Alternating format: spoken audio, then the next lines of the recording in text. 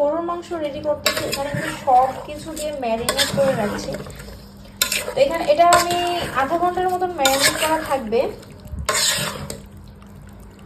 দেন কিন্তু এটা আমি রান্না করব। আর এখানে আমরা পায়েস রান্না করতেছি, গুড়ের পায়েস, একদম যশোরের খাঁটি খেজুরে গুড়ের পায়েস। দেখেন মাত্র রান্না করে রাখা হয়েছে, আর বাহিরে ঝুম বৃষ্টি হচ্ছে। তো বৃষ্টির দিনে কার কার খিচুড়ি আর গরুর মাংস খেতে পছন্দ করেন সেটা কিন্তু অবশ্যই কমেন্টস করে জানাবেন। আর তার সাথে যদি হয় আম্মি আম্মুর হাতের পায়েস তাহলে তো কোনো কথাই নেই।